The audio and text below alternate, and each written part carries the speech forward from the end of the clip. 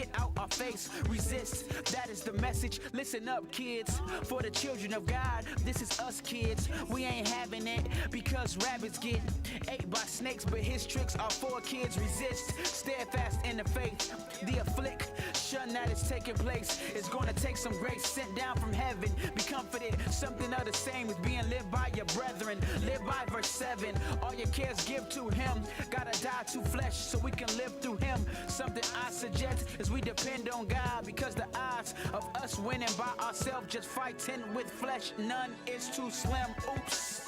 I mean it's slim to none. Gotta let our light shine through him, the sun. Why be in bondage? That's a waste of shine. Just like a bad boy locked up is a waste of shine. Church, it's time to stop wasting it.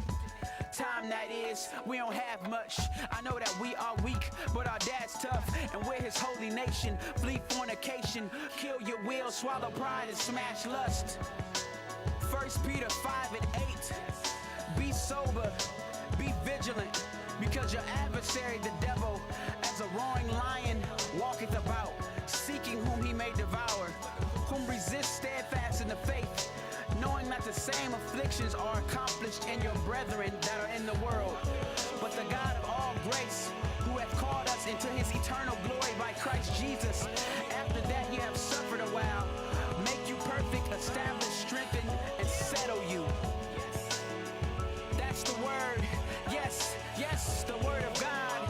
Yes, yes, let's bring it to date. Yo, yo, but the God of all grace, who has called us into his eternal glory by Jesus, after a while when we suffered in the heat through the streets, will perfect and complete you and me. Yo, but the God of all grace, who has called us into his eternal glory by Jesus, after a while when we suffered in the heat through the streets, will perfect and complete you and me. After a while when we suffered in the heat through the streets, will perfect and complete you and me. Yes. Yo. After a while when we suffer through the streets, I'ma need a drink from the living well of my Father. Holy Spirit, refresh me to go through this heat. Let me Dwayne Wade in your water. I'ma sop it up. I done smartened up. Call me Dwayne Wayne in your water. It's a different world, you can bet, but the scriptures still apply still, man. Like a different world, you can bet, my help is still coming from the hill, man. My glass is flipped up so I can look up and catch the big picture. Yeah, my glass flipped up so I can sip of the water from the big picture. Pour it out like recovering alkies, and I'll be drunk with what the Lord's about, like recovering alkies, until I'm up chucking my wheel out me, a large lust McMeal without cheese, cause I'm stuck in my wheel without thee. Something like neutral, stuck on the guilt of things that I did in the past. So Lord, I need you to buckle my belt, turn the key and give it some gas, and we gone vroom straight to the throne room. People listen up, cause time is gonna be gone soon.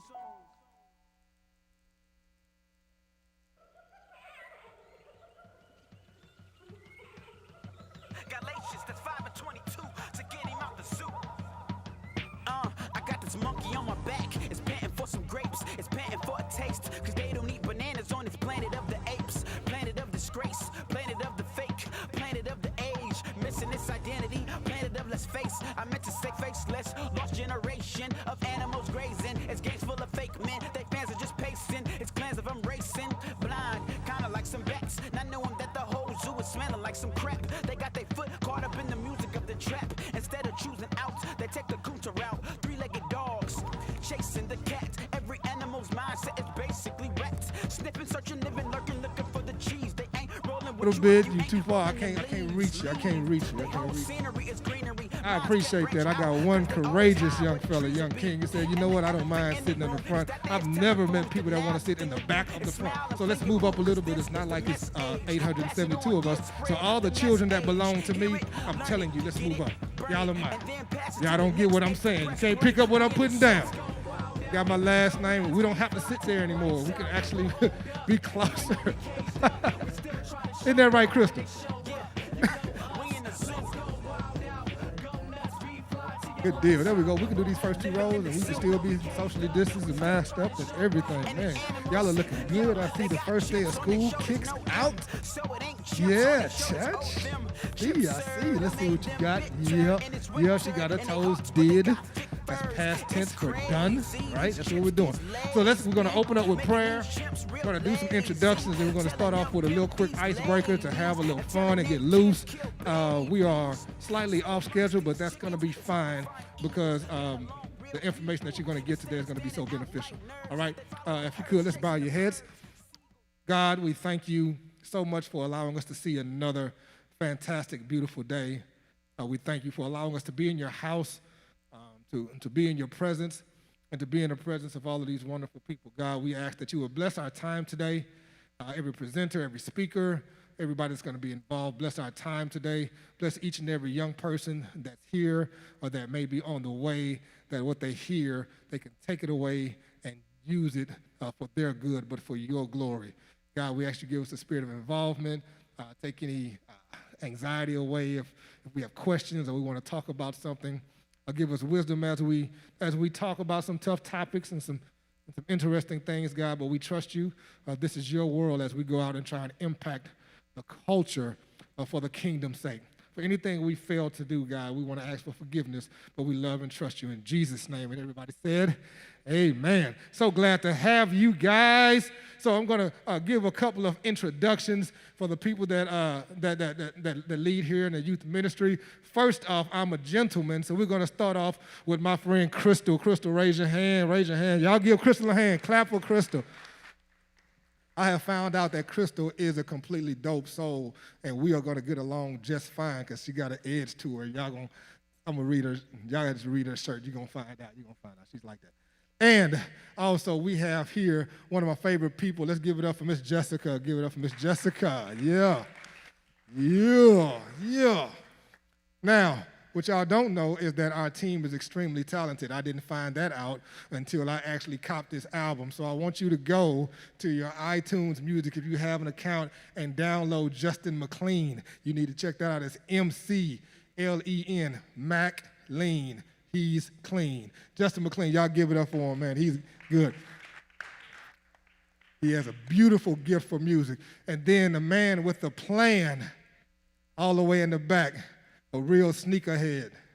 If you need to find some shoes and you can't find them, you talk to that guy. If you want to meet the Lord, you talk to that guy. Give it up for Brother Adam. Ooh, man. Y'all in here like Coming to America. That boy, yeah. There's going to be a whole lot of old stuff coming from me because I'm old. And I'm going to be your host for today in some way, shape, or form. My brother Jason, you don't have to clap for me because, yeah, clap for me. I want some love too. All right, this is what we're going to do. So if you're going to participate, we've got everybody in the middle. So I need you standing up, stand up, stand up, stand up, stand up. You have probably played this game before. This is a safe game because it does not require a lot of us, having a touch or that kind of thing, but we're going to have to move, all right? Can we play music in between as they move? Because I'm going to introduce it, and then I want a little music. Can we do that? First of all, let's give it up for the media team. Give it up for get a media team some. They up in here on a Saturday, not a Saturday, a Saturday, in here serving and showing love. All right, here we go. Would you rather? Have you played this before? Say, yeah, I played that before. Thank you. You said, yeah. Man, would you rather? Would you rather? All right, I'm in this big mic. She said, what did he say? All right, here we go. Would you rather? Would you rather be in jail for 5 years or be in a coma for a decade? Don't move. If you would rather be in jail for 5 years, come stand in this aisle. If you'd rather be in a coma for a decade, come stand in this aisle. Go.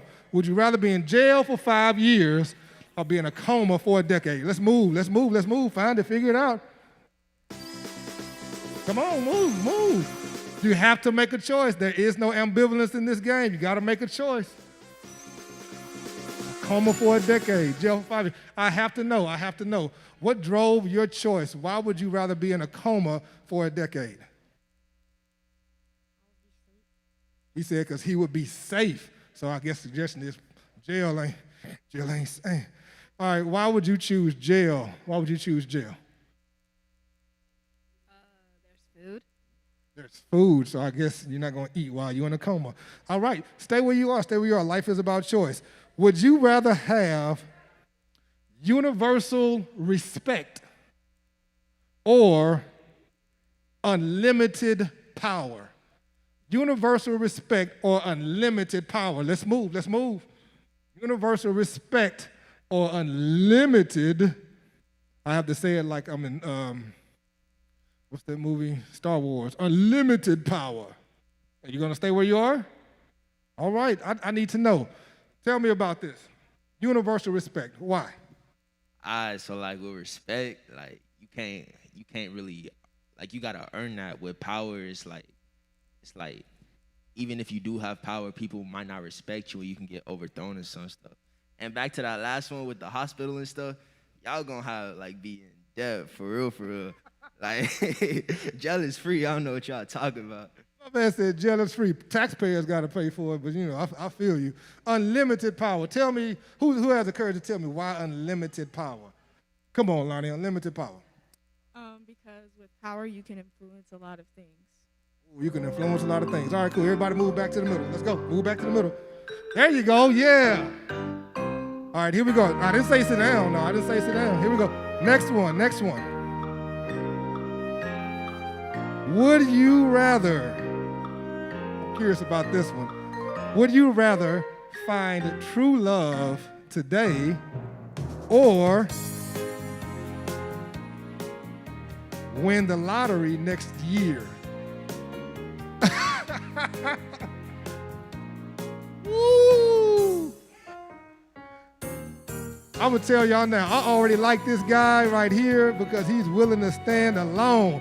My man, tell us why true love today? You don't know, but you know one thing, he's about that love. What love can do? All right, the lottery next year. Why the lottery over love? Hey, money is money. The money is money. I guess you can't buy love, but you can buy happiness. I don't know. Everybody back to the middle. I got two more for you. I got two more for you. Maybe three. Here we go. Would you rather have the ability to see 10 minutes into the future or 150 years into the future? 10 minutes into the future or 150 years into the future? Whew. Oh, man, yeah, of course you can. I got you. He said, can I answer this? Yes, you can. Yes, you can. All right, tell me why. Because I want to see what's in the future. Because you want to see what's in the future. Sounds simple to me. You want the next 10 minutes. Tell me why, sir. Because 150 years I'll be dead. Yeah, 150 years from now, he's probably going to be dead, so it won't matter. So give me the next 10 minutes. All right, cool. Everybody back to the middle. I got two more. All right. Here we go. Would you rather have a personal maid, that's on this side, or a personal chef?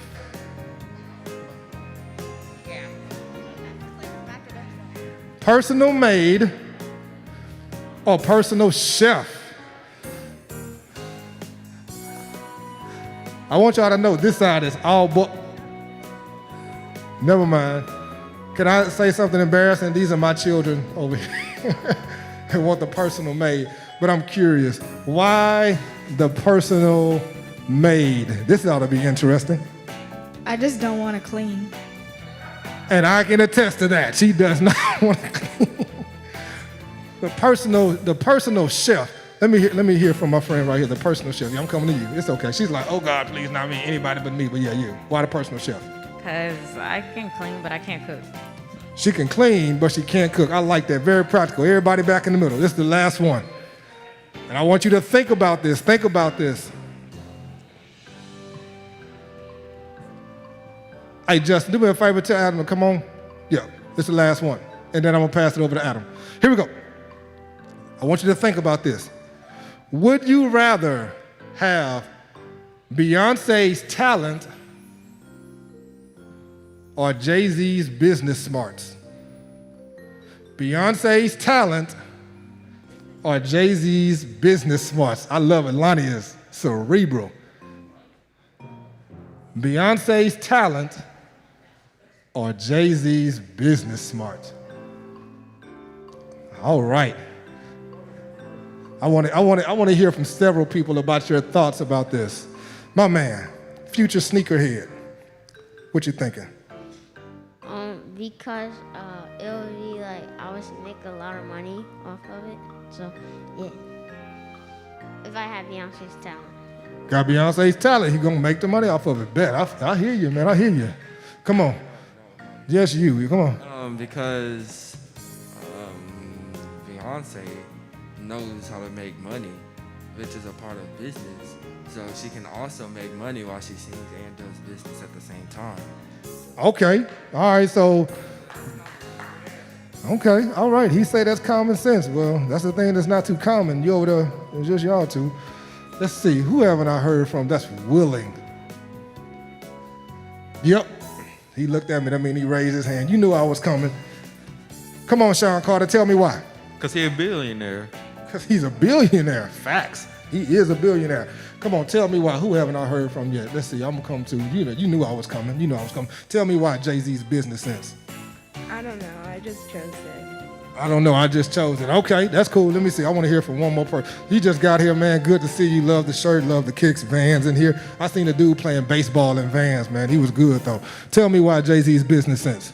I heard business and smarts. My man said, I keyed in on some words. I didn't key in on the talent. I keyed in on business and smarts, and I'll take that. Hey, give yourselves a hand as y'all going back to the middle. Give yourselves a hand. That is fantastic. So most of you probably have your phones. That's okay. If you're going to use your phones today, what I would love for you to do is get on your social media, tell them where you are, take pictures, tag at My Harvest Point. That's the name of the church. You can also tag us on Instagram, impact_students.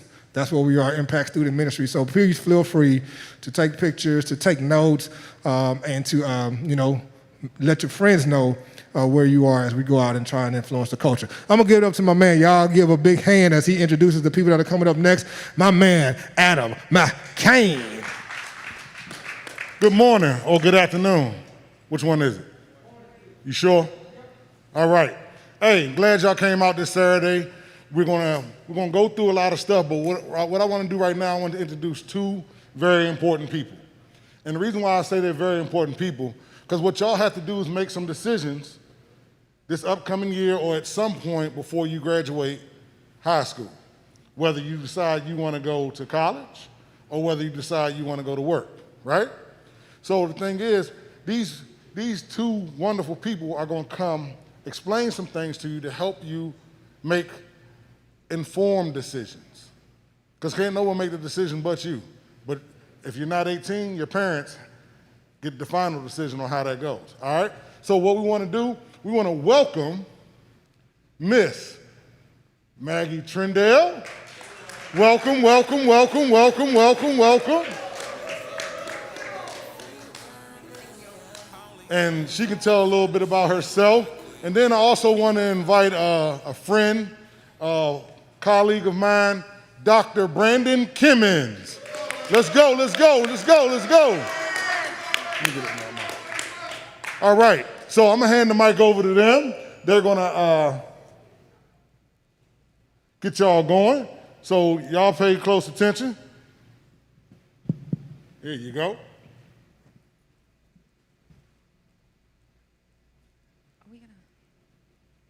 This 6 feet, huh? Yeah, I think.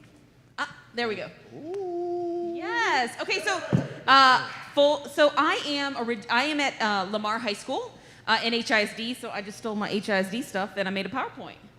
So the next slide kind of shows you all about who we are. So my name is Maggie Trindell. I've been in different work, whether that's been for middle school. I've been an elementary and a middle school teacher, but I also help kids get into high school. So if you're a middle school kid or if you're an elementary and you want to go to a different middle school or a different high school, I have that. But then I've also worked with kids getting into college. So today we're going to talk about what that means and kind of the whole college experience. So, did you tell us where this lovely picture was taken? You did you? Oh, that was Bali. Y'all, I flooded in Harvey, and like I lost all my stuff and my walls and stuff. And then when I got it all back, I was like, you know, I'm going on vacation. And I'm not going just to like Texarkana. Like I was like, I'm going on vacation. And so I went out to Indonesia. And I was like, yes, give me these beaches. Bali is dope. Like Adam said, I'm Dr. Brandon Kimmons. I've been a private educational consultant, which just means that I work with individual families one-on-one to help with the college admissions process. I've been doing that for 11 years now. I'll take these off because I can't see. It's getting fogged up. This mask and everything. I can't wait till we go back to normal. But yeah, so that was me on the other slide. And my family, we were on the Great Wall of China. And so I put that up there to show you guys, man, you can go to China, Australia, Africa, Italy, Spain, Portugal, wherever you guys think you want to go. The stuff you see on TV, the places that they have, you can go. We're there, having a good time. But yeah, so we're going to talk to you about. How was the food? Amazing. Was it? Amazing. I actually went to Bali on that trip also. That was some good. Yeah. It's real good. And it's not like the Chinese food you think. Like, you know the Chinese food we have? It's not like the Chinese food over there. All right, so we got on the next slide, y'all want to write this contact information down. This is how you get in touch with us if you have any questions. Or you could take a photo, get your phones out, take a little photo. Right. You'll see our email address, and you can contact us with any questions. It's always good to have people to talk to about stuff you need to talk about. You feel me? All right, so everybody got that? I'm asking you guys a question. Next slide, please. Why college? Who in here knows why they want to go to college? Who? Got any volunteers? Hey, so like, I need the experience, you feel me? And then the networking is gonna be real cool. You need the experience and networking. Could you go back to that last slide real quick? Well, can you go back one slide so he can take a picture of the, oh, hold on, go right here. Why college? Oh, because you'll have a better chance of getting a better and more money and a job. Okay. So she said better chances of a job, more money, those kinds of things. Okay, little man. Because I want to be in the NBA, so college would give me a lot of exposure. Okay, No all lies. right. Anybody else? Why do you want to go to college? Because it's supposed to be fun. It's supposed to be fun. So you want to go have fun? That's, yes? You didn't say smart, you said fun. You said fun. You said fun. So you want to go for fun? That's why you want to go? I like it. It's okay. No, it's okay. That's I mean, that's a reason. Anybody else? Let me ask this question. If you go to college and you graduate, how will that benefit you? How would your life be better? You got a higher chance of getting a job because they see you got a degree. Okay.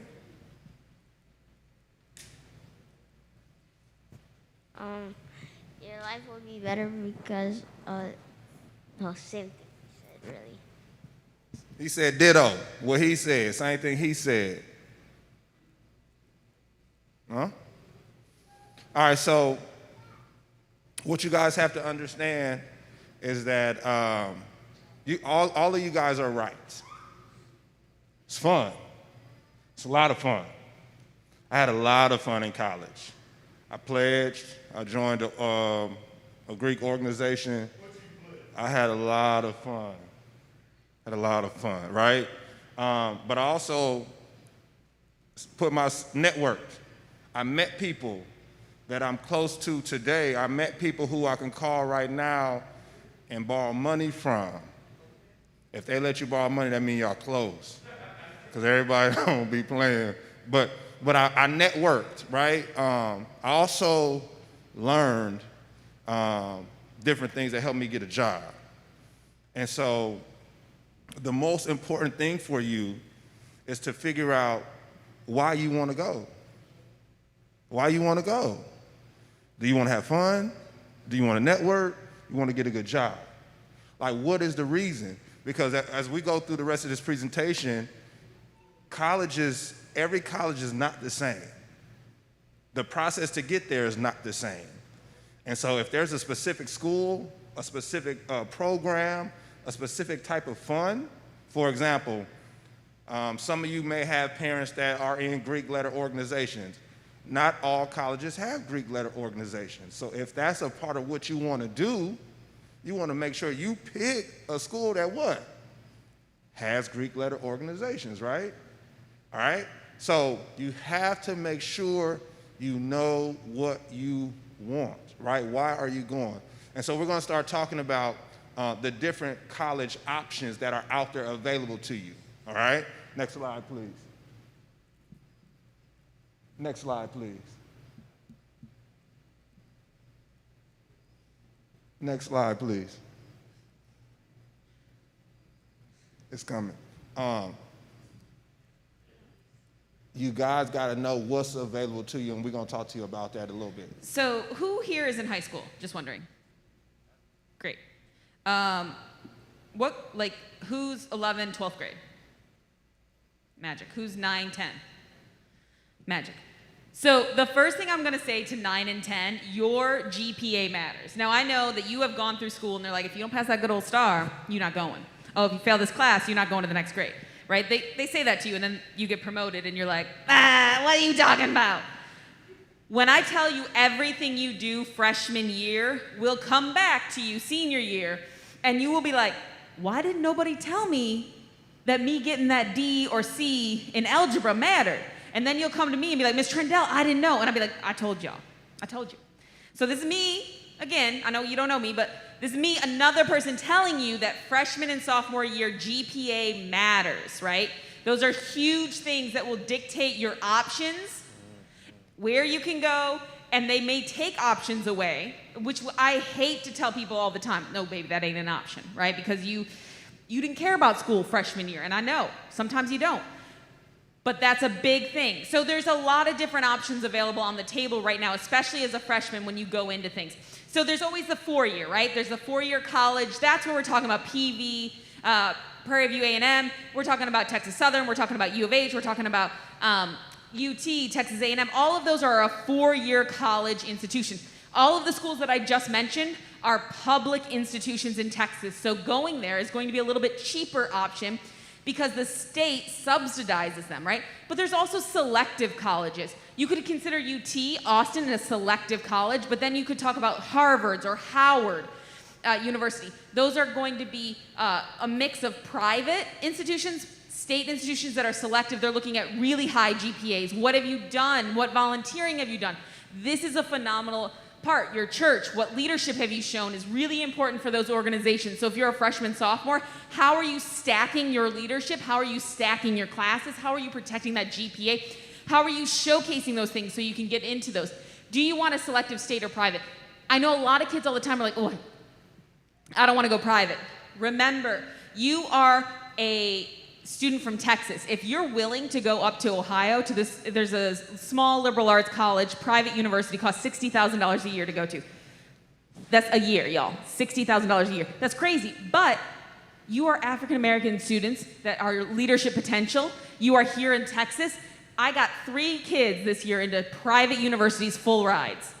Full ride. That means they're not paying a single penny for school because they are what they call minority. They're showing great leadership potential, and they're from they want kids from southern states to kind of diversify that area. Now, you in Ohio, I know, but that's free, right? And they give them some extra money to come home, so all of that's free, so that's an option to consider. Then they have 2-year colleges. If you're not sure, these are great things. So HCC, Lone Star, San Jack, these are great opportunities for you to kind of get those basics out of the way. There's a great program in the state of Texas that when you go to a 2-year college, getting your associate's degree, so your 2-year degree, all of those credits have to transfer if you go to a public 4-year university. So you could do a 2-year associate's degree. That'll be cheaper option, right? Your FAFSA, your Pell Grant, all of that could pay for that option completely. And then you could transfer your junior year to a 4-year to finish out that degree, a little bit of a cheaper model. Now, what I love about 2-year community colleges as well, they have certification programs. If you just look at me and you're like, Miss Trendell, I don't want that life, I want to get work and I want to save money. They have certification 1-semester programs where you can go into them, get a certification in payroll accounting, start a job at $20 an hour. Y'all, do you know how much I made an hour when I first started out of college? $7.25. The disrespect. So they have these amazing certification programs, even welding, they have auto mechanics, they have LVNs, licensed vocational nurses. So 2-year colleges have a phenomenal certification programs to help you get into a better situation or a better job, a higher income earning potential as well. And then also what I love is workforce programs. So this Texas Workforce Association, they have completely free. Did you hear that? That's free, no money that you're paying. That will give you free options. And so they will give you certifications in welding, in driving a forklift, and they provide you with help in finding jobs. So they have companies that know that you're going to graduate from these workforce programs, so you can automatically line up a job starting right away. So tons of different options. It's just about educating you, yourself, what you want to do. If you are in high school right now, please make sure you visit your counselor. You have to understand, I am one woman, and now I'm an intense woman, right? But I am one woman for all of Lamar High School. Do you know how many seniors I have? 715. So now I work crazy, but I'm one woman. So the kids that get the best service are the kids that show up every week. Ms. Trendell, did you do that? Oh, I got you, baby. Hey, did you do that? Oh, I got you, baby. You gotta share your FaceTime. The best thing I can tell you is when you're gonna get something is if you are always persistent and advocating for yourself. Make sure you're signing up to take those college tours. Make sure you're signing up for your SAT, ACT, figuring out if you can get things for free. This is big, and so making sure you show up in those college centers to get that help. Baby, do you have a question? No? Okay, I thought you had a question, but I appreciate it. So listen, just to kind of piggyback on what she was telling you guys about the different options you have, you know, who can tell me why you would pick one school over another one? Why?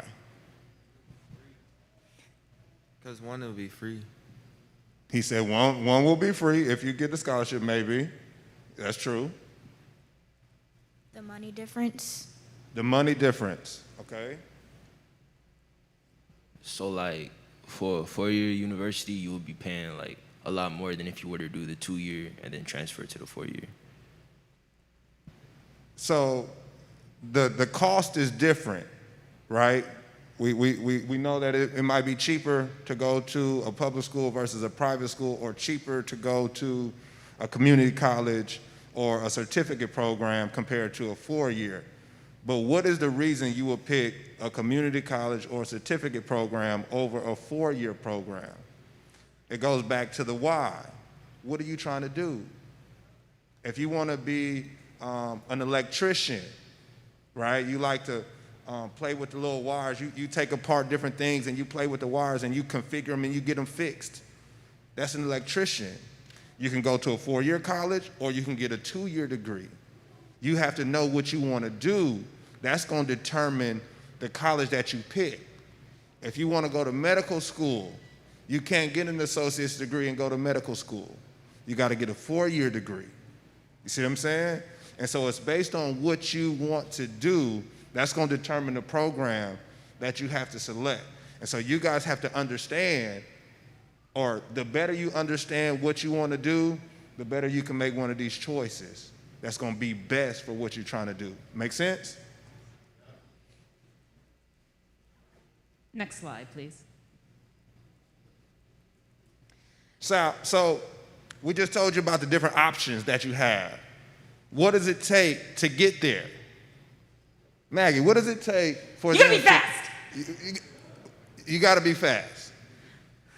All right, you got to do things fast. So F, fee or fee waiver. All of these college applications cost money. They're going to make you pay to put your application in. You're like, excuse me, what? Most of them. So your 2-year community college, HGC, San Jack, Lone Star, those are absolutely free applications. But there is this thing called a fee waiver. If you go to your college counselor and you're like, Ms. Trendell, I need that good old fee waiver. I'm going to be like, ooh, here's how you can qualify. Or you can make sure that you're putting in your lunch applications, things like that. If your school has free and reduced lunch, these fee waivers are completely waived. To apply to UT, it costs $75. I don't want to pay $75 if they're going to just say no to me, because it's not a guaranteed yes. It's just so that they will read your application. So again, fee waivers are clutch. You can get them from your college counselor or your high school counselor. Depends on how your school works. A, that is the application itself. There are different types of applications. That's Apply Texas, where you can apply to all your Texas school. And then there's a thing called the Common App. So that's filling out the application and submitting it complete, right?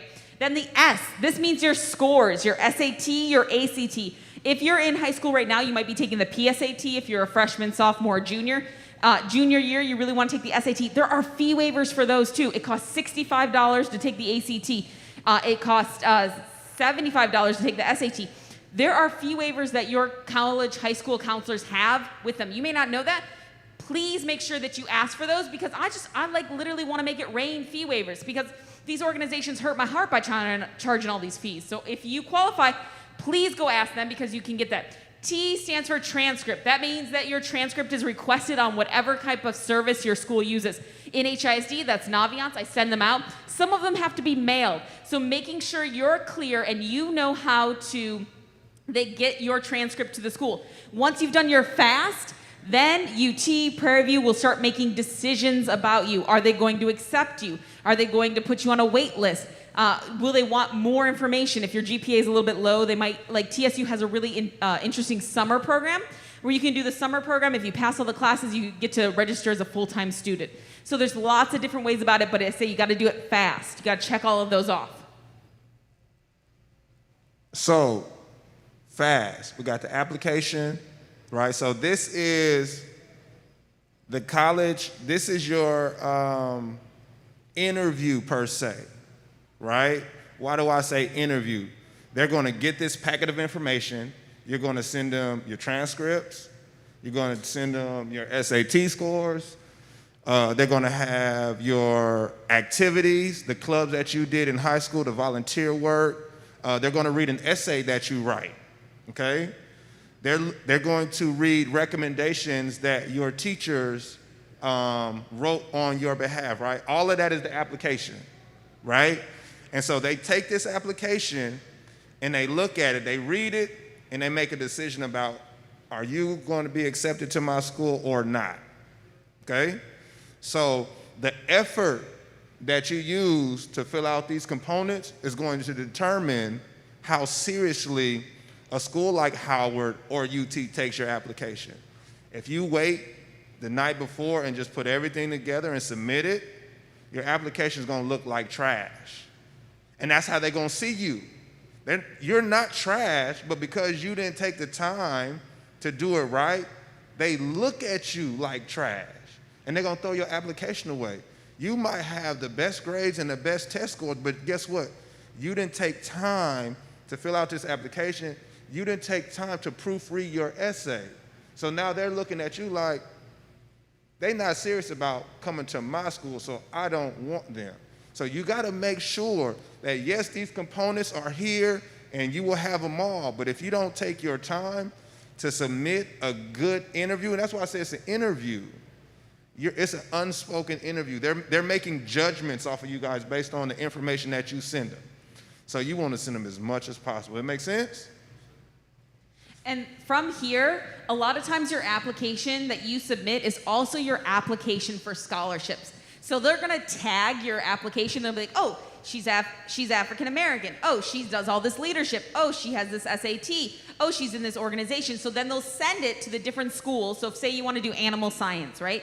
They're going to send it to the animal science department to see if you qualify for any of the scholarships they're giving. They're going to see, based on your SAT and your GPA, oh, you qualify for this presidential scholarship, so this much money goes off. So making sure that these are quality. And then today, before we leave, we have some packets for you that's going to help you with the essay itself. It's going to give you some, what the essays are. I know the date on them's wrong, but they haven't changed the essays, so I just kept the date there, right? The next page is going to give you information on just what are some things admissions officers are looking for, and then I've got sentence stems, so you can actually be like, I don't know what to write about, but these might be some ideas, proofreading, revising and editing. These are phenomenal packets. I give them out to every single kid to kind of get your brain juices moving, get you thinking about what you're going to write about, what story you're going to tell, how you're going to showcase yourself. So make sure you guys pick one of those up. That's probably the essay is probably the most difficult part of the application process, just because it takes so many drafts and so many people don't like to write. I don't like to write. I'm in a job where I have to communicate constantly via email. I don't like it, but I have to do it, right? And so the things that we don't like to do, we kind of put off. Y'all get that packet and get started. If you're a senior, you should start tonight. Tonight. These applications are going to come due. She told y'all that these applications that you submit is going to be the same application they use to consider scholarship. So everybody want a scholarship. Everybody want the bag. Yes. What are you willing to do to get the bag? Everybody want the bag. Everybody want to get a full ride, but everybody ain't trying to do full ride. Word. And also, like, there's this thing called demonstrated interest, right? What that means is that you're going to the events, right? PV's on campus, I'm going to go talk to them. The school's on campus, I'm talking to them. I'm signed up for their email. Now, they're going to give you a lot of email. It's going to be a lot of email. You're going to question why you gave them that email. But you go to their different events, that's demonstrated interest. And listen, I say all the time, it's easier to say no to applicant 1567. It's hard to say no to Maggie Trindell. Y'all, I mean, it's real hard. Mr. McLean's done a bunch of different things for me in different events. You think he wanted to do those? No. But if I send him an email, he can pretend like he didn't get that email. But if I walk down to the band room, I stand in front of him, getting real close. Why didn't you answer my email? It's hard to say no to that, isn't it? It's real close, uncomfortable close. So are you willing to get uncomfortable? And when I say these essays, guys, these are 650 words. It's not 3 pages, it's 650 words about you. If you could put a TikTok together about yourself, if you can show your Instagram about yourself, you like yourself. I love myself. Maggie loves Maggie. Maggie takes Maggie out. Maggie buys Maggie clothes. Maggie buys Maggie some delicious dinners. If you don't want to talk about yourself, I mean, that's a lie. You're already doing it already. Just putting it in an essay so that way people can hear about you. So look, so now we're going to move to the next slide, and this just shows you the difference. The differences in what colleges do to accept you, or what they will accept from a student. I told you at the beginning, all colleges are not created equally, which means that you can do, your application may get accepted from one school and rejected from another school. Why is that? They have different criteria. So you have to be careful. You have to know where you're going to apply to so you understand the criteria that you're going to be judged by. And they're showing you here that this is what they're going to look at. But this changes for each school. So you have to know if this is a school on your list, then you have to make sure that your test scores and your GPA is right here. That's good for U of H, right? But when we get to the UT slide, that's going to be different. Those numbers are not going to be the same. So you have to understand the differences, right? And then make sure you prepare to shine in those areas. So the one thing also I want to point out here, right? Deadlines. See that 11-1? Ooh, that's coming up close. If you're a senior and you haven't done anything, I want you to feel a little bit of pressure at this moment. I want you to feel like, ooh, that November, y'all, it's almost September. So the deadline for U of H to be accepted is actually like June 9th, right? But what they're not telling you, the secrets that are being shared, is if you don't have your application in by 11-1, you are not considered for institution school-based scholarships. 75% of your aid will come from the school itself. So you need to dig in and see, hey, when are those priority deadlines? When do I need to make sure that I have everything in? And do not wait until 11:01. When I tell you there is a line outside my door, being like, Miss Trendell, did my transcript go? My blah, blah, blah. People real scared, and then they put me scared. I'm like, why am I scared? I'm a grown woman. I don't need to be scared. Because they waited till 10:31 to start submitting things. Submit things early. It makes then your mama's not yelling at you, right? Because I know that happens. She'd be coming for you. If you do things earlier, then nobody's feeling pressure. We're all a little bit calmer. We're still nervous, but nobody's feeling that stress. So make sure that you know those priority deadlines. In the state of Texas, if you're in the top 10%, you have automatic admission to most, not all, state schools. That means you will automatically be admitted into those different schools. So that's a phenomenal thing. Now, these are what we call assured admission. So if you're in the top 25%, you have an SAT score of that, you have a GPA of that, automatically going to accept you into the program. So it's phenomenal. So that way you can start playing the game. Figure out, how does your GPA stack up? Can we look at the next slide? We're gonna show you what are some competitive majors.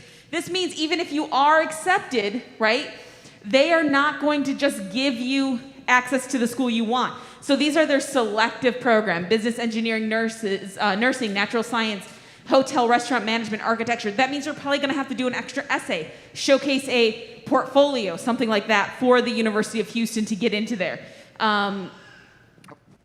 You have to submit your resume and fee waivers on the UH portal, so that way they'll waive your fee and they'll also look at your resume. Every school will give you a portal so you can kind of track what materials have been submitted, where you're at in the process. And let me add this real quick, back to the top 10% and automatic admissions, right? Some of you may be top 10% right now and can see that, hey, I get automatically accepted to U of H, so I don't have to take the SAT or the ACT. They're not gonna look at it. I'm good. But she just said if you apply by November 1st, you'll be considered for scholarships. Now the thing is, there's gonna be people who apply by November 1st who have taken the SAT and the ACT. So if I compare your application with a 4.0, top 10% of your class, to another person with a 4.0, top 10% of their class, but they also have an SAT or ACT score that's high, who do you think I'm gonna give the consideration to get accepted to my school? So you guys wanna give yourself every opportunity to stand out. If they say you don't have to take the test, it's optional, take the test. Why? Because if you do good on it, it's another thing that causes you to stand out. We trying to stand out in here, right? We trying to get the bag. They didn't get a bag to LeBron James because he came out of high school. Why did LeBron James get a bag? He can do things that nobody else can do on the court. So he got the biggest bag. Why did Darko Milicic not get a bag? You don't even know who that is, right? And so just like the NBA, right, whoever stands out the most gets the biggest bag. So for you guys as college students, you got to do what it takes to stand out in this college application process. And I promise you, if you stand out the most, you're going to get the biggest bag. And right now, the biggest bag is a full ride. So our next school that we're going to feature is PV. So PV? Thank you. I appreciate that. They have a lot of call and responses. I've always had a great time when I've been out there. So PV, you might be like, okay, well that's not as difficult. And here's the thing, what I'm gonna say is what I appreciate, what I love, what I push and urge my kids to look at HBCUs, that's historically black college and universities, that they understand that minority students have been historically underserved in public education, given less resources, so they understand that sometimes they are a little bit behind. So they're gonna put the requirements a little bit lower to make sure that they can cover and support all students of color. Bottom line, and I appreciate that because they are going to make sure that they're taking care of their people. And I love that about HBCUs, but also it's going to be harder to get a full ride at an HBCU than it would be a PWI, a primarily white institution. So making sure that you have a very high you can get in with a 2.8, but you're not going to get a full ride with a 2.8, bottom line. There are kids at PV that have full rides, but they're going to have the really high top 10%, high SAT scores, all of that available to them. So making sure that you're keeping that GPA up is important. Next slide. So they are not test optional. PV, a lot of our HBCUs did not go test optional just because they want to see where you are on that base level. They have that, the 1918 score is a little bit lower than any of the different PWIs that you're going to see, but they're going to need to see where you are in those. You can take the SAT and the ACT for free as many times as you want. The ACT has something really interesting. If you just did poorly on the math section, you can just take the math section again. You don't have to take the full test. So there are different options available for you when doing those. Make sure that you get those fee waivers. All right, we're gonna go to the next slide. We're gonna stand on that for a minute because she said something, and I don't want you guys to miss it. She said you can take these tests multiple times. Why would that benefit you? If you got a bad score the first time, you can do it the second time, and you can show your colleges that you really dedicated to get in. Okay. Nice, perfect. So they do what's called a super score. So to your point, if you take the test multiple times and you do bad on the math, and you take it again just for the math, right? And you do better. Well, they're gonna take the other two sections from the first test with the math section of the second test and combine them to give you a higher score. That's gonna benefit you because the higher your score, the more you stand out. Now let's keep it 100. They're not doing this for you. Because just like a higher score helps you, it also helps them. Because if you look on their website and you look at their statistics, they're going to be able to say, our student body has a higher average test score because your test score is higher. So it makes them look good too. So don't think they're doing it for you, but it benefits you. And so my seniors right now,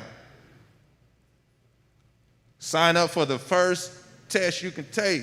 The ACT is September 11th, is the first test available right now. Sign up and you have take to the sign first up by the end test. of next week.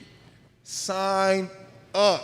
If you need a fee waiver, and your teacher or your school doesn't have them, Ms. Trendell may have some extra ones that she's perfectly happy to get rid of because I have a fee waiver that lasts to August 31st. So if you send me an email. And you got her email.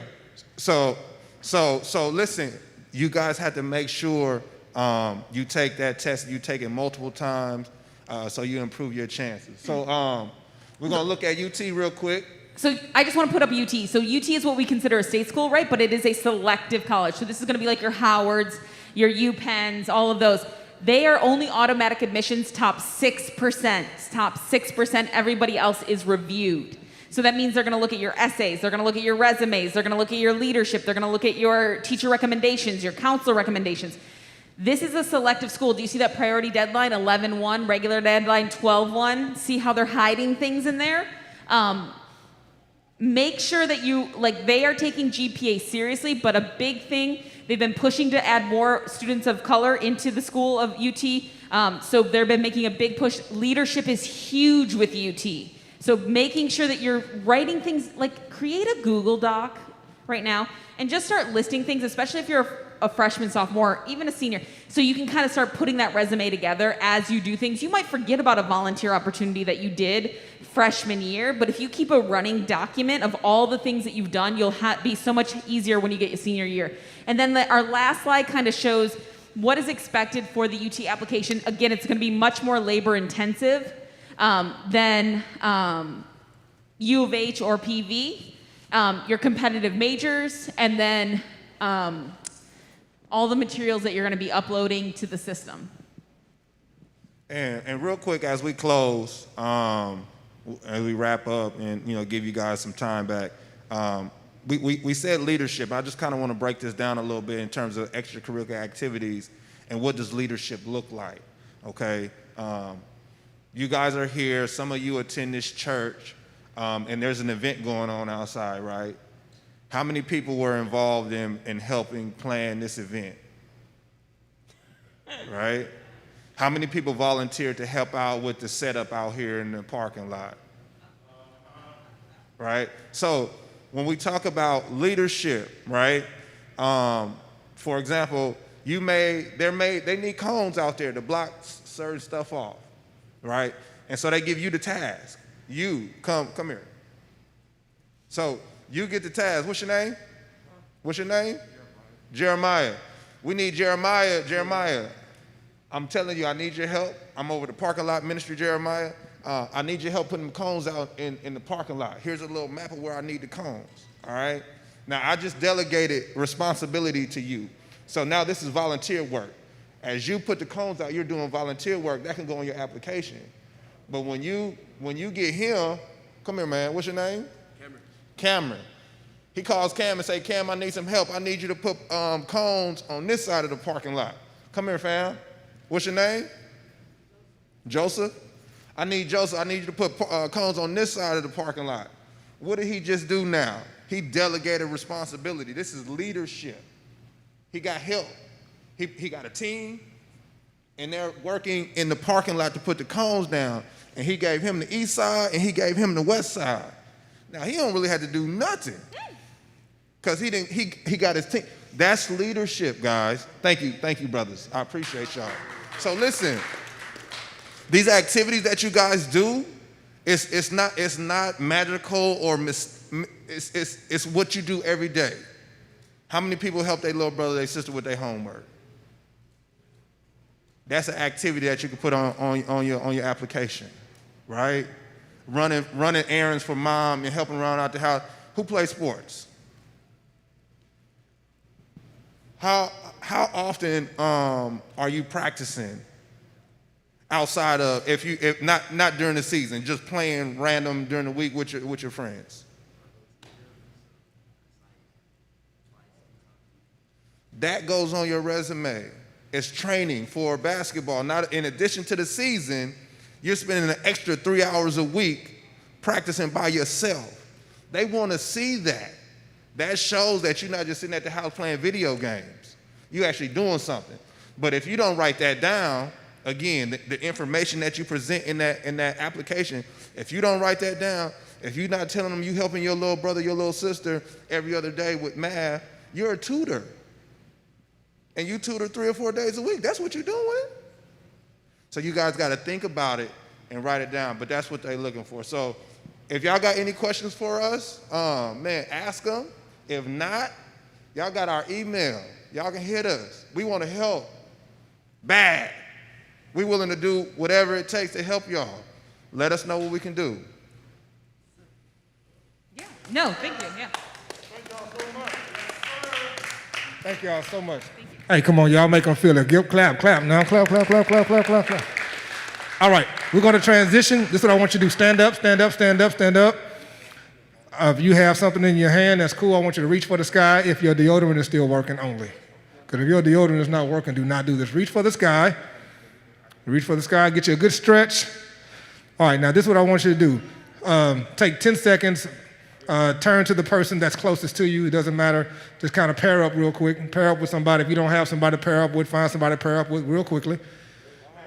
Come on, quick. If you don't have somebody to pair up with somebody. Come on. All right, you got somebody, everybody paired up. Now, take the next 30 seconds, and I want you to share one thing that you picked up from that session. Share, each one of you, go. What I learned, what I picked up, what was interesting. No, just share it with the person that you paired up with. Quickly, what I learned, what I picked up.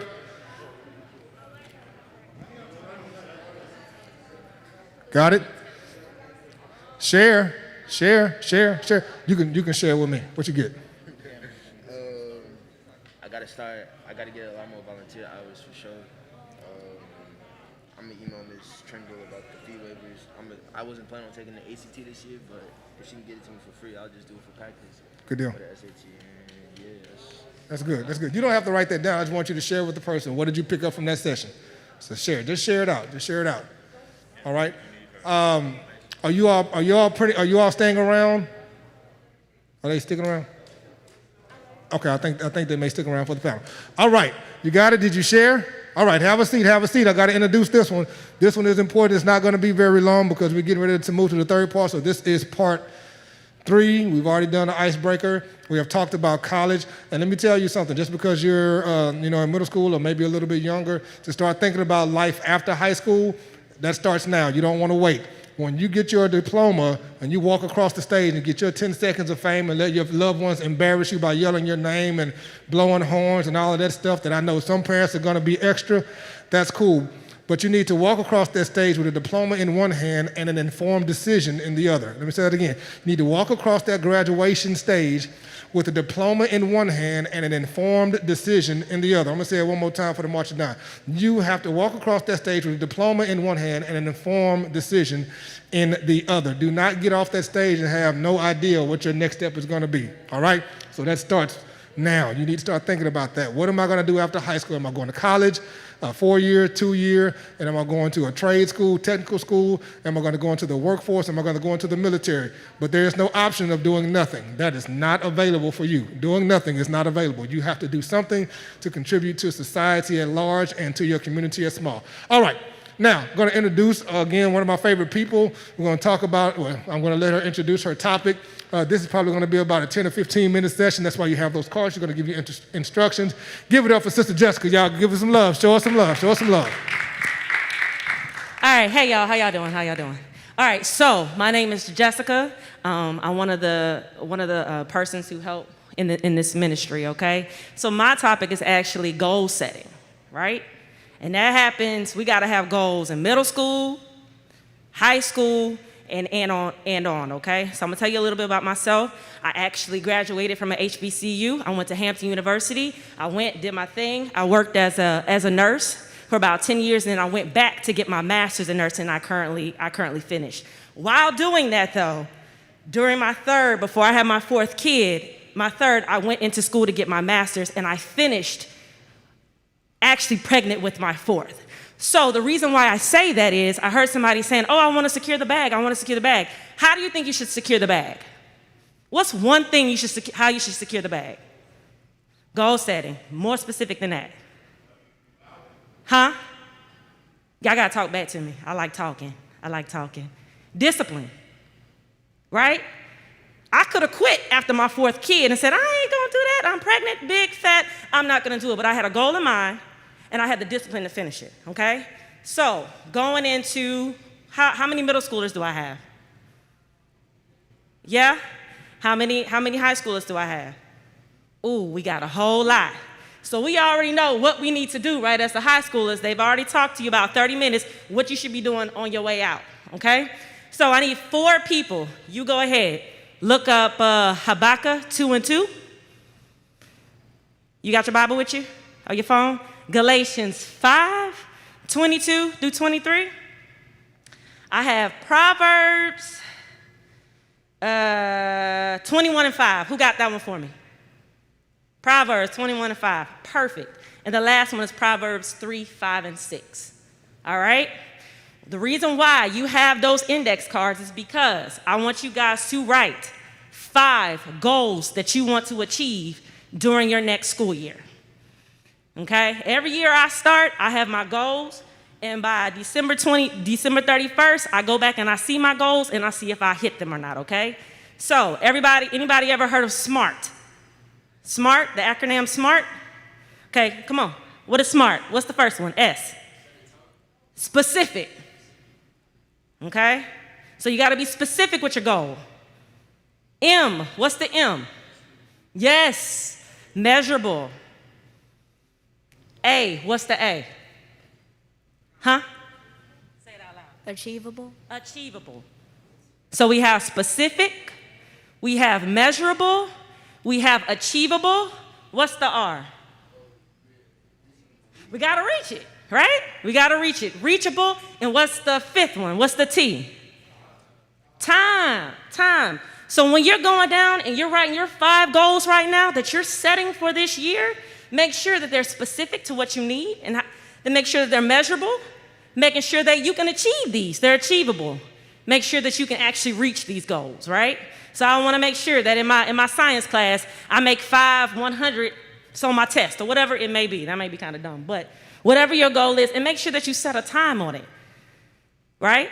When I say time, that's really important because I can say I want the whole entire year to do certain things, but sometimes short-term goals, meaning the next 2 months, I can set a goal for that, right? So really, really think about that while people are reading the scriptures. But I want you guys to really have your goals for the day for the year because I want you to know that they are important. And what this is teaching you discipline as well for when you go on past just this year. Does that make sense? Yeah? Okay. So who had Habakkuk 2:2? Go ahead and read it out loud. Then the Lord answered me and said, record the vision and inscribe it on tablets that the one who reads it may run. So what does that mean? Anybody?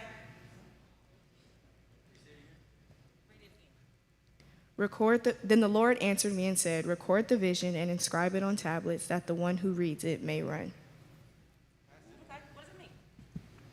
Your dreams. Okay, your dreams. What does that mean to you?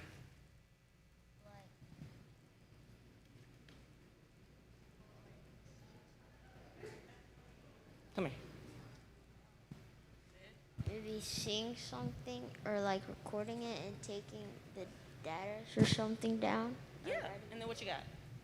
I was going to say, like, taking a goal and going out to achieve it. Anybody else got something else to add to that? Write it down, make it plain, pretty much. This is what I want my school year to look like, and you write it down so it can come to fruition. Because power and life is in the depth of tongue, we know that, and anything that you speak, it's kind of like already professing it, right? So just make sure when you're getting your goals together that you just write it down and make it plain, all right? Let's go to Galatians 5:22-23. Who got that for me? Okay. Go ahead, send it for me.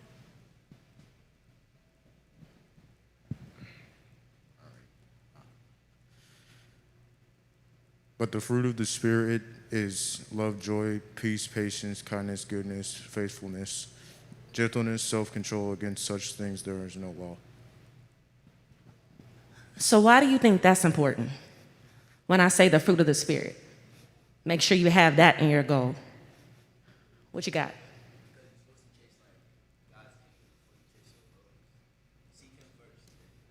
Seek him first, right? That's good. Anybody else got something else? Why did I say the fruit of the Spirit? What that got to do with anything? Yeah? What you got? I said I don't know. Okay. What's the biggest thing that Jesus did, and what did he do? Huh? He died on the cross, but why did he die on the cross? But what did he display? Whenever he was going into and speaking to his people and even dying on the cross, what was he exhibiting? Forgiveness and love. So the fruit of the Spirit has to be, you gotta love what you did, going back to making sure that you're living the way that Jesus wants us to live, right? So when you're really setting those goals and when you really have that discipline and determined to set different things, you gotta make sure you have love in that thing, right? You gotta make sure it's gonna be long suffering, you know what I mean? So let's say you study, you may have to, this test is coming up, science test, whatever it may be. I keep on going to science because I got my undergrad and my bachelor's of science in nursing. So I always go to science. So I study and study and study and study. And sometimes I even had to stay up past midnight. But I knew that I had a goal in mind. And sometimes it takes long suffering to get what we want. All right? So God may have something for us, but what are we doing to make sure that we make sure we got it in a bag, or make sure that He rewards us the way that we're supposed to? Okay? So make sure, that's the reason why I bring up the fruit of the Spirit. What other fruit of the Spirit do you think have to do with setting your goal? So we talked about love. Huh? Ooh, patience is the big one. Give me an example of patience, and it has to do with your goal setting. You gotta wait. That's pretty basic. Yep, you gotta wait.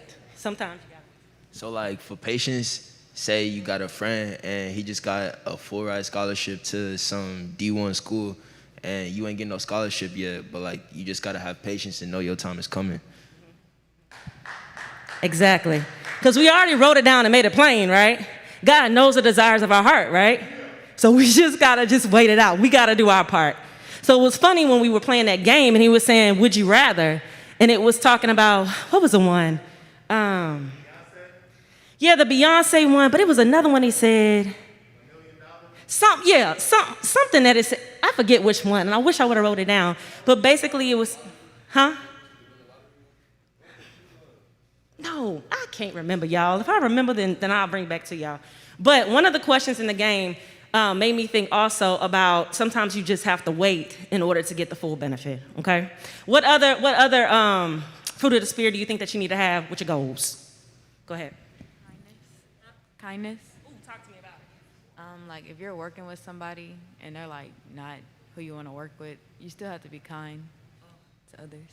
So that counselor, they get on your nerves, because I had one of them too. They think they know everything. They want to tell you what to do. You don't want to listen, that type of thing. Or they just don't have the patience.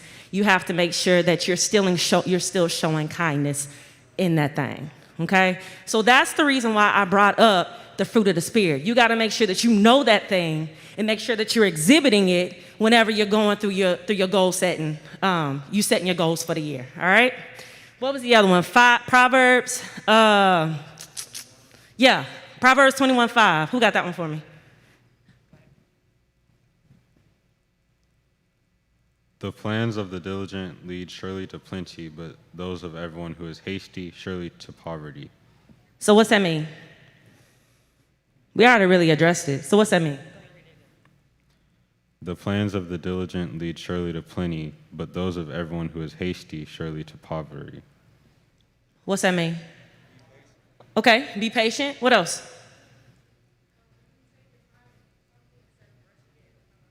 Facts, right? Right? And then diligent. You got to put in that work. It's not going to be easy at all. Like I said, when I was pregnant, about 8 months pregnant, and was trying to study for all these finals, tired, I still had to do it because that was the goal that I set in mind. God said, hey, this is what I want you to do, but you're going to have to finish this thing. You're going to have to work hard, right? So that's really, really good. You got to be diligent. You really got to be diligent. And the last one, who had the last scripture for me? Did I? No, that was it, huh? Was that 4? That was 4 scriptures. All right. So everybody got their 5 goals for the year written down. Put it on your mirror. Put it where you're going to see it every single day, right? Because now you've written down the vision, you've written what you wanted, and you made it plain for yourself. All you got to do is do the work. God's going to give it to you, but you got to do your part, all right? All right, so it's the next session coming up, but I wanted to make sure I touched on that, okay, guys? And if ever you have any questions, let me know. I'm here. Hit me up when we're in Sunday you see me passing through, all right? All right.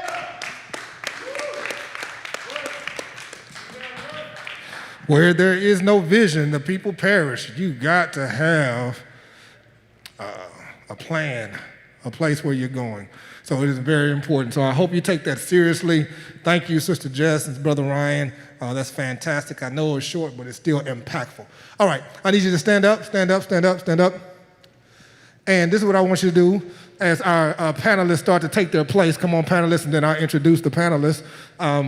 Is what I want you to do is take 30 seconds and sit somewhere else.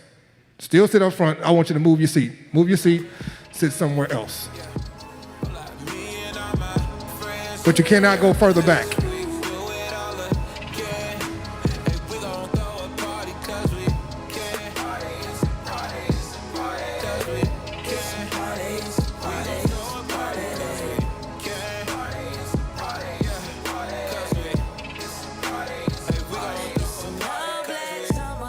All right.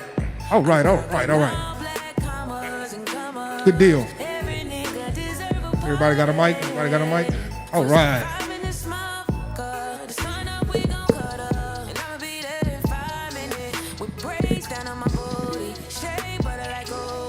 One, 2, good.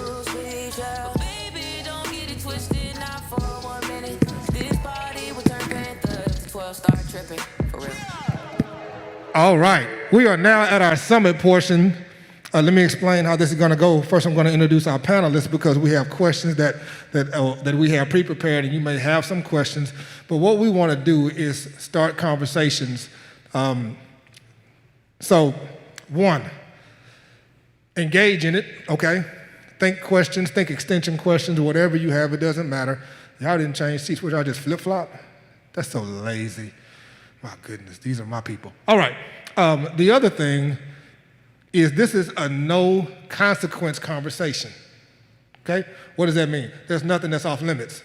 Only thing that I ask is if you feel like you're about to use some language that don't look like the church, remember where we are. This is holy ground, okay? But there's no question, no conversation that's off limits. And the last thing is we're not going to pretend that we know everything, okay? So, give grace in the answers, and sometimes the answer is just flat out, I don't know, okay? Jess, did you want to join the panel? You want to join the panel? I want to invite you to the panel. Can I invite you to the panel? Are you okay with that? Yeah, I want you to join the panel.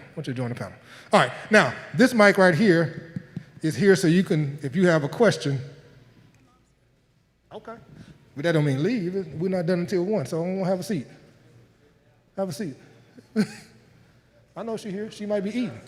All right, so if you have a question that you want to ask, then you come on to the mic right here, or I'll bring the mic to you. That's what I'll do, all right? I'll have that panel introduce themselves, tell us who you are and what you normally do. We'll go with our ladies first. So, right here, who are you? Hi, my name is Crystal. Crystal, what do you do 9 to 5? I'm in nursing. All right, y'all give it up for Crystal. She is a nurse. And she's a part of Impact. There we go. All right. We're going to do it again. So my name's Jessica. I got 2 jobs, actually. Assistant director of nursing at a hospital, and then in the evening time, I see patients. So I'm an NP. And she's a part of Impact. All right. And let's go, might as well. My name is Justin. I am the Associate Director of Bands and Percussion Director at Hightower High School and Lake Olympia Middle School. All right, and he's a part of Impact. Woo-hoo. There we go, my man. All right, let's go right here.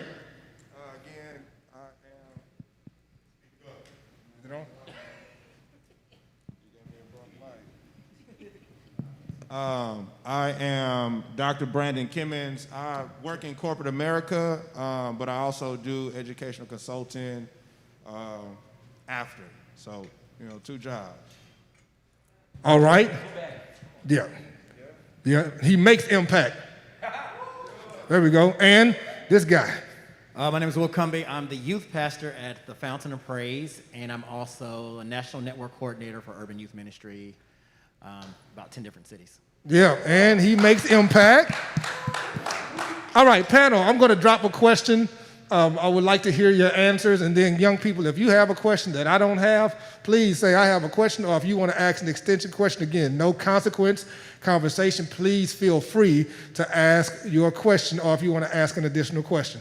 And if you don't want to say it, you can tell it to me, or you can write it down, and I'll be glad to ask for you, all right? Panel, here's a question. How can I embrace other cultures that are different from my own? How can I embrace other cultures that are different from my own? And anybody can start that conversation. Ooh. I would say just be open. There's nothing wrong with learning something new apart from your own culture. And don't have any judgment towards their culture either. If it deals with religion, when it comes to your beliefs, don't be swayed in that, because you'll know you know who you believe in. But just be open to their culture. And I'm a big foodie, so I love culture because I just like to eat everybody kind of food. Good deal. Thank you. I was going to add to that and just say the common adage of if you don't know what you're standing for, you'll fall for anything, right? But when you go into understanding and recognizing and being conscious of other cultures, here's the thing. People are afraid of what they don't understand. And so the more you have a healthy awareness of what's out there, you'll know how to navigate through those environments. Truth is, any box you stay in too long will become a coffin. So you have to get out of your box, your community, your area. There are people that have never left this side of the city. And unfortunately, they have the capacity to do it, but because they are afraid to do it, they will go to heaven with more dreams than they have memories. So the goal is to say, hey, I've got to see what is happening outside of me, not because I want to be you, but so that I can be aware of how you do things. Yeah, thank you. Y'all give them a hand. So can I ask an extension question to the panel or even to the young people? And I'd love to hear from you guys as well. Is there a culture of which you like to learn more about? And why? Is there a culture outside of your own that you like to learn more about and why? Yes, stand up. I want to learn about the Dominican culture. Yeah. I didn't hear it. I didn't hear it. Speaking to the mic, sir. My bad. I want to learn about the Dominican culture because, well, first of all, like the Dominican Republic it just looks nice, and there's stuff to do, and I want to get better at baseball. Baseball. Okay, here we go. Do I stand? I want to learn more about the Indian culture because it's super different from the other cultures in our continent and around the world.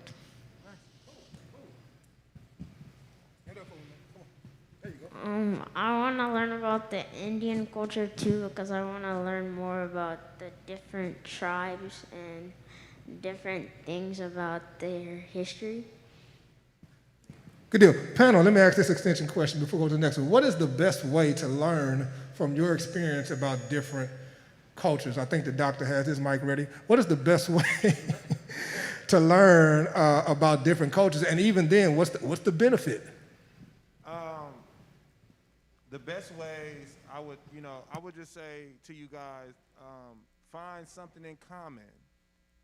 You know, when you guys have something that you share that's in common, you can start there, and you can, branch out to learn about the other things that you guys don't share in common. But it might be a song, it might be a taco, it might be shoes, it might be fashion, it might be anything. You have something in common with somebody else, and you can take that and expound upon that. That's good. The Bible says wisdom is the principal thing. And so with that being understood, let me give you this. You will gain more friends in 2 weeks of getting to know others than 2 years of trying to get others to know you. And so when we want to get into it, and that's a great point, is that sticking point of finding what is a neutral ground. That's even in arguments. If we're arguing all over the place, let's get to the place, what do we agree on? And we find that point of agreement, then we can grow from there. We all, and especially now in what's going on culturally and across the United States, there are some cultural biases, there's microaggressions, there are, I'm trying to find nice ways to put it, implicit biases, but it's like, what do we agree on? I may not agree with all the stuff you say, but if I find this, then we can find a common ground and we may be able to learn. Wisdom is the principal thing. Here's the deal. People say, I want it all, and all being a house, a car, but that stuff is temporal. It's gonna go away. Wisdom is forever. Wisdom, if you go back and read the scripture, it says promotion comes from wisdom. So you can be the biggest, the tallest, the smart, the strongest, but it's the smartest one that's gonna get the goal. All right, thank you so much. Thank you so much. Can we transition, or did the panel have? That's what it looked like. That's what it looked like. In terms of getting to know other cultures, one of the First things of all, when preachers do that, I mean, you're about to say something too real much. major. You're doing too much. Pay attention. Go ahead. So in a lot of my career, the first few years of my career, the first 7 years, I would say, of my career, I worked in a predominantly Latino community. So here I am, an African-American male. I went to an HBCU. I marched in an all-black band. When I was in high school, I marched in a very, colorful band, all different races. And now I walk into a mainly Latino community where most of my kids, Spanish was the first language. And so one of the things that really helped me, first off, I'm a history buff. I like to know a lot of things about the past, about people's culture and things like that. But one of the things that really helped me as an educator was that I just asked questions and I didn't try to assert information that I already knew. One of the reasons we never really get to know other people, other cultures, other environments is because we assert information that we've already read upon. So we kind of eat up the conversation, right? We'll ask somebody, hey, where are you from? And they'll be like, oh, I'm from LA. Oh yeah, so I read this thing about LA. And now you don't really know about what you asked about. So once I asked those questions, it then took me to the place that the doctor was talking about, that place of familiarity, right? All of us eat dinner. All of us have sayings that our black mothers say to us, right? So when some of my students would be like, you know, certain things, like they would answer the phone and be like, Monday, you know, I'll be like, hey, why do you say that? And then that would, in my turn, make me think about how to answer my phone when my mama called, things like that. So one of the things that could really help you is ask questions. Once you ask that question, the best thing you can do is listen, all right? Fantastic. Thank you so much. Let's make a shift. Make a shift. I want to start with Sister well, let me ask this. Do we have any questions on the floor before I go on to the next question? Because I got a bank of them, but is there anything that anybody wants to ask before we move on to another question? I'm good? You sure? Okay, just say, Brother Brown, I got a question. I want to ask this one. All right, here we go. And I'm going to start off with Sister Jessica, and then we'll pass it around from there. Here's a question. If I suspect one of my friends going through a troubling time and they are considering harming themselves, what would be the best way to reach them and show them how valuable they are if they are not a believer? Do you want me to repeat the question, y'all, so y'all can make sure we understand it? I'll repeat it. If I suspect one of my friends is going through a troubling time and they are considering harming themselves, what would be the best way to reach them and show them how valuable they are if they are not a believer? I'm gonna go back to what I've been saying, show love. Sometimes people just don't know how to express it, and they're often judged as well, because as we know, kids that are troubled or going through something, there's a stigma associated with it, and they don't feel open enough to speak their mind. So showing love in that moment, being open, being a listener, and doing what Jesus did. He was there. He was there to listen to his people while they were going through something. And just, you never know whose life you're going to touch just in that moment. So I would just say show love. I would add to that and say, you don't always have to speak. You don't always have to say words. You know, we always think about what am I going to say to my homeboy or my homegirl in this situation. And just the fact that you're sitting there next to them means the world to them. I've learned that late in life, I've always tried to think about what I'm going to say to comfort my friend when I just sat next to him and I'm just there. No words are exchanged. So don't minimize your presence, your physical presence being with somebody. That means a lot to a lot of people. I would agree with that. People often want your presence over your opinion. And if you just sit there, you'll realize, and over the course of life, that silence says so much. That if you're just there and you want to hear people talk themselves into their answers. However, let me make this one point. If they are talking about harming themselves, you need to speak to someone. You can't fix that yourself. And I would rather have an alive friend than a dead, angry friend.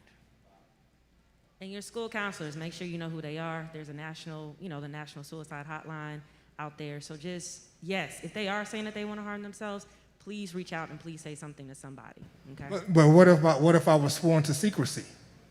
And they said, please don't tell anyone, don't tell anyone. I would rather have an alive, angry friend than a dead best friend.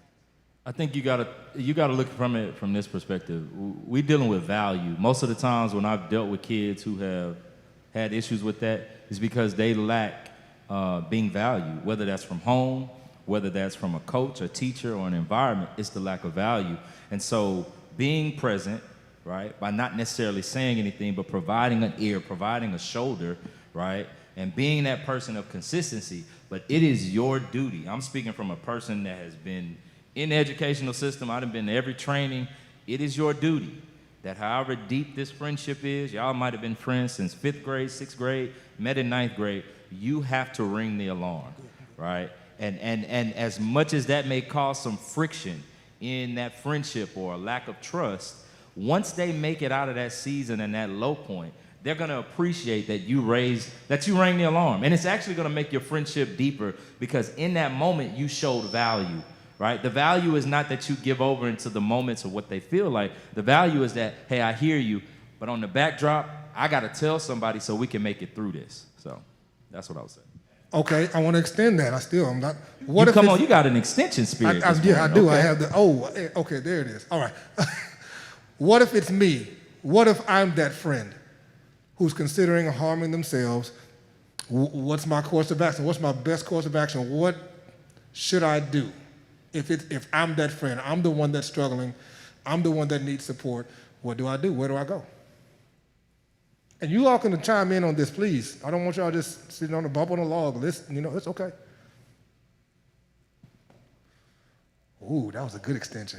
Y'all see Some that? people have a favorite teacher or a favorite cousin or aunt or even brother, and you could go to them and just talk to them and just express yourself. You express your frustrations, express how you're feeling in that moment, and they will be the one to help you in a lot of the times. But it's just a matter of just opening your mouth and speaking to someone that you know that's always there for you. Because 9 times out of 10, someone is always going to be there for you.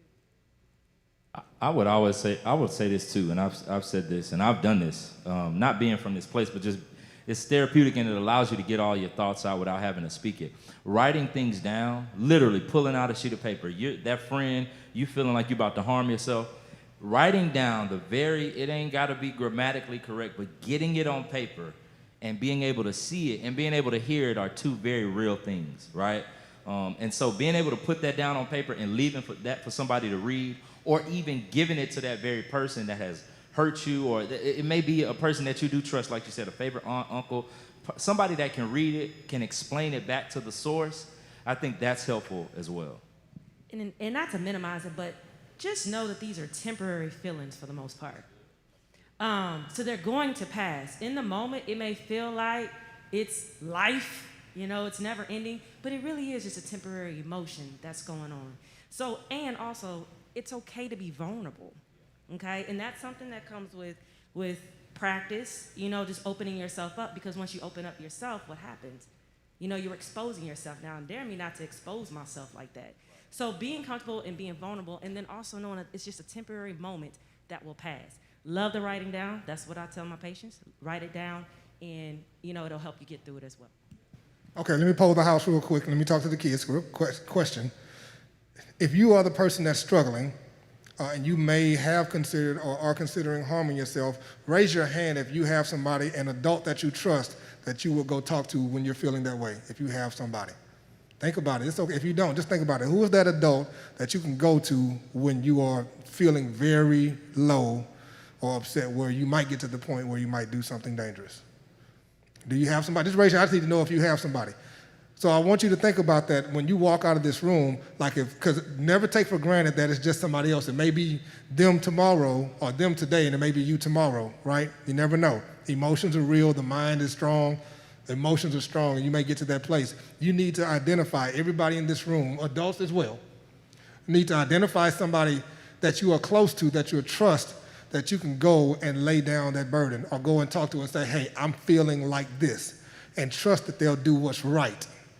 And trust that they'll do what's right. Now, the right thing may not feel good to you, but it will be what? Good for you. Okay? Need y'all to know that. All right, I have 2 more, and we have about 3 minutes. Let's lighten it up a little bit. That was heavy. Let's lighten it up a little bit. I noticed we had a lot of people that are in extracurricular activities. How do I balance the stress of school while dealing with a chaotic extracurricular life? How do I deal with the balance of school and the chaotic extracurricular life, whether it's sports, band, cheering, whatever it is that you're doing outside of going to school every day? How do I balance that? How do I handle that? There's a difference between swimming and not drowning. This guy. And when we talk about the balance of life, it's realizing that everything's a rhythm. There's a song by a cat, I can't remember the name of it, but it was called, what is that song? He's like, I can feel it. Right, so the song is like, it has Phil Collins. Phil Collins, that's it. The first, like, the song's like, what, like 4 minutes long or something like that? Yeah, but like the first 2.5, 3 minutes, like go back, there's like these two cats that watched the video and they went nuts when they heard it. Like the first 2 minutes of it, it's like, the beat doesn't even drop yet. But it's understanding that if you just can coast through the rhythm of the lows, like life is in a rhythm. And balance isn't something that's achieved, it's maintained. So you're constantly working at it. It's not like you were like, oh, I got it. It's like when you ride your bike, don't think just because you're on the bike, oh, I'm at perfect balance. No, you're constantly adjusting the entire time. So when you want to know the difference between extracurriculars as far as school, it's like balance of what do I need to get accomplished? What can I take care of now? I tell people with procrastination, if you can do it in 60 seconds or less or 2 minutes or less, do it now. If you can do it in 2 minutes, do it right now. Because if you put it off, watch this, the longer you wait, you add weight. Okay, I'm done. Say it again. Say it again. This guy, come on. No, so I would come from the standpoint of asking you guys why. Why are you doing, the activities that you're doing? What is it leading to? We got to prioritize, because some of the stuff is just busy work, and it's not actually leading to anything productive or helping you reach your goal. So you got to step back, and we call it self-evaluation, right? Okay, what do I want to do? Is the things that I'm doing right now helping me move forward to that? Anything that's not helping you move forward to what you want to do, you got to put that on the back burner right now. And understand this, you can still do it later, but right now, you got classwork and you got basketball or band, and you might leave out the social club because you don't have time for that right now, because these activities will help you get the bag, because I just told you they will help you get the bag. And right now you're focused on getting the bag for college, and then you can pick up cooking or baking once you get the bag. So it's all about prioritizing and putting things off until later, right? But you got to make sure that the things that you're doing now are going to lead to what you're trying to accomplish. Yeah, everything that's for you is not for you, right? A lot of times I talk to kids and I'm like, you having issues with balancing things because you got stuff on your plate that you're not even gonna eat. Like, you're not gonna eat this. It's not gonna help you. It's not bringing, and you gotta make a decision. All of you right now, my high school kids, my middle school kids, you gotta start thinking, okay, I'm in 7th grade right now. I know when I go to school, my object is to learn. I need to learn, whether that's time management, whether that's how to process, how to comprehend. All of these other things, athletics, fine arts, social things, student organizations, are vehicles to help what I do in the classroom. So you got to figure out which vehicle am I driving just to be driving. Like, some people, like, I got kids that's in band that's trying to play football and you're doing this. One of these things you don't need. And if it's band, then cut it out and let's focus in so you can really drive forward. So the question is not about how do I balance. The question is, do I have things that I don't need to be juggling right now? And that's the hard thing, because you're trying to figure out who you are. You're trying to figure out what's your purpose. You're trying to figure out, do I fit in with this circle or that circle? And I'm trying to kind of plug this gospel thing into my living because I don't want to do this. I don't want to be here. And so it's a mindset of choosing and allowing the Lord, your parents, and who you're around to help shape who he's calling you to be. And once you really get that, the balance things becomes a bit easier, right? When I was in middle school, I'm trying to play basketball. I get to high school, I'm leaving basketball to go to band practice. I'm leaving band practice to go to basketball. I just had to have that hard conversation. And for me, it was my 2 older godbrothers who went to play D1 football. They was like, bro, you're not going to the NBA. Once that conversation was said, it helped me say, oh, I need to stop playing basketball. Let me focus in on what I'm supposed to be doing. So, yeah. And it's not because he's not tall, but oh, it was definitely because I was only 5'8". The Lord told me, this is not your calling, I sir. did not give you the stature for, okay. All right, last one, and this is where we'll close. Jesus is cool and all this church stuff is cool. And I'm already a good person. Why do I need Jesus? I'm already doing good. Why do I even need the gospel?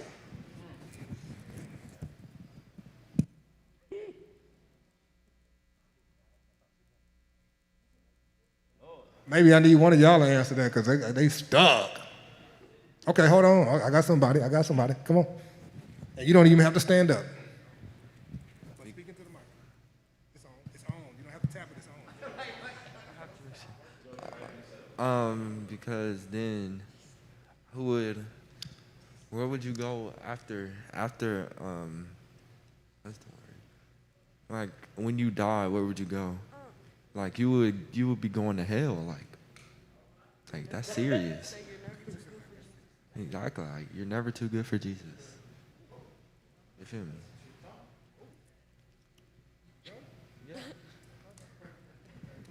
Yeah, y'all write that down. You're never too good for Jesus. That's strong. Anybody else before we go to the panel? Why bother with Jesus in this thing? Why bother?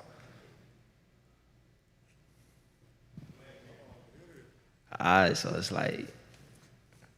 like Jesus is cool, right? So like you could have your life up top, you don't believe in Jesus, but when you get hit in that car crash and you in the hospital, you're gonna be praying to someone. You know what I'm saying? So you might as well be with Jesus through the good, so he can for sure be with you through the bad. Yeah, that's church. I heard Christ say everybody turn to the Lord when they run into trouble. Right? Panel, what say you? Okay, here's my thought. Because it's so hard, because I live this culture every day, and my thought is, it's not why do we need him, or why do you think you don't need him? Because the reality is, we think about the things that we experience in life. We go in the scriptures, and we know the common scripture where it says that there's no place of temptation that he will not provide a way of escape. But here's what it says. It says, so that you may endure. And so what happens is, too often we think that we can do things on our own, and we find ourselves in a darker and deeper and more painful place than if we'd had someone that helped us through it. Here's the reality. We were never meant to be alone. He says in the very beginning in Genesis, where he says, it's not good that man should be alone. And oftentimes we only consider that in the way of a physical companion, as in a relationship. But we need God, right? It's because it's through him that we have the strength to do any and all things. But the any and all things, let me run this and I'll be done, because I got to go to the scripture, because that's what Jason going to make me do. I don't know what y'all call him, Pastor Jay. Here's the point. They don't even call me, bro. Oh, that's good. Your phone dry? That's a whole nother conversation. But here's the deal. We think that having Jesus pulls us from precarious and problematic problems and places. But the reality is, having him helps us to endure, which means that I can deal with it. When he says, I can do all things through Christ who strengthens me, it's not that you can bench press a car. What it's saying is that in the midst of whatever I'm going through, I can be comfortable. And so we want the escape, and he says, no, I want to show you how you can deal with it. And we try to deal with it by ourselves. I guarantee you'll be crushed by what you thought you could lift.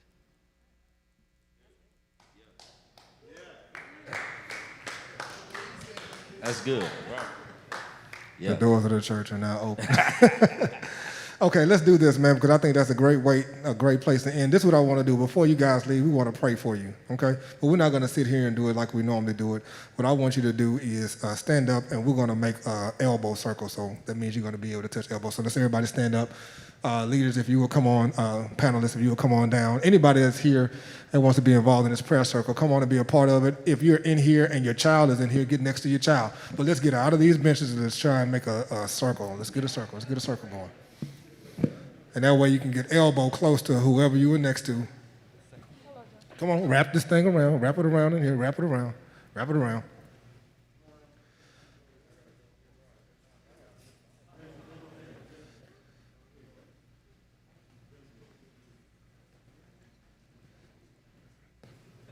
All right, we bring it in a little bit so you can at least be elbow. This is safe. Come on, bring it in a little. Thank you. Come on. There we go. Okay. Now, here's the next thing as we try and get a little bit closer. Is there anybody in here who has something going on in their lives that you're not really willing to share, but you say, you know what, I just don't need a general prayer, I need a special prayer? If that's you, I want you to join me inside the circle. If that's you, I want you to join me inside the circle. If you have a specific need, family, school, whatever it is, that you may not be willing to share, I want you to join me inside the circle. Come on. Come on, there you go. Come on. Oh, yes. Come on, Dr. Scott. If you don't know, this is our pastor. This is Dr. Lawrence Scott. And I'm going to ask you to do something in a second if you don't mind. Now, anybody else want to join me? You got something specific that you need to bring to the Lord. This is adults too. Okay. Now, the last thing. I'm not sure about my relationship with Jesus Christ. Like, I've heard of him, right? I've come to church, but I may not have really accepted him. Let me tell you what that is.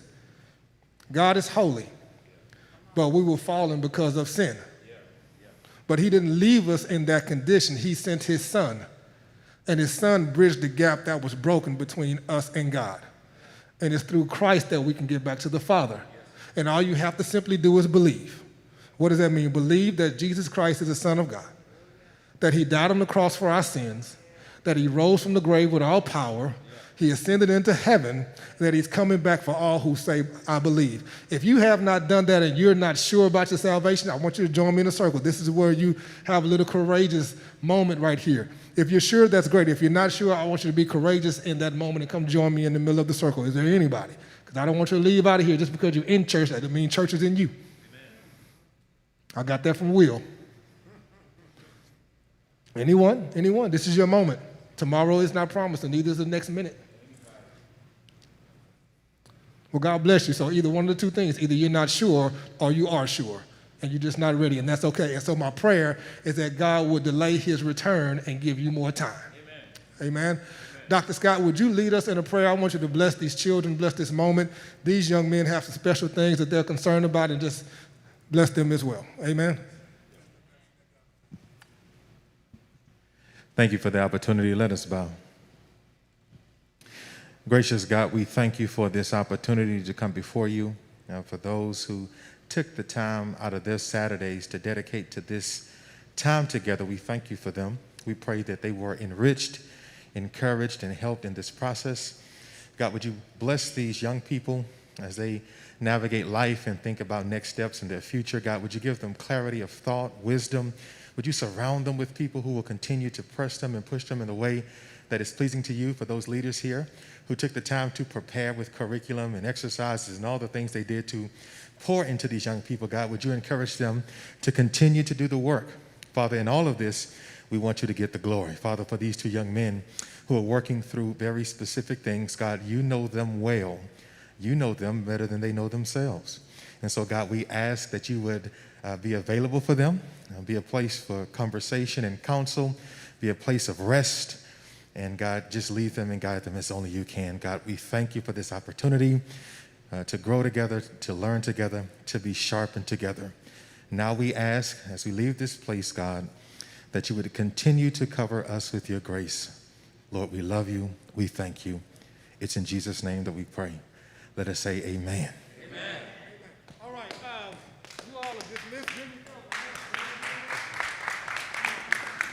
Take your goals with you, and the food trucks may still be out there, so if you have not eaten, please do that. Find the person that's responsible for you and get in that vehicle and that vehicle only. If you're going to stick around, we would love for you to stick around as we put the sanctuary back together again. That means my son will be here. Oh yeah, October 31st is the takeover, so we need some people that can sing for the Lord. Yeah, that's all right.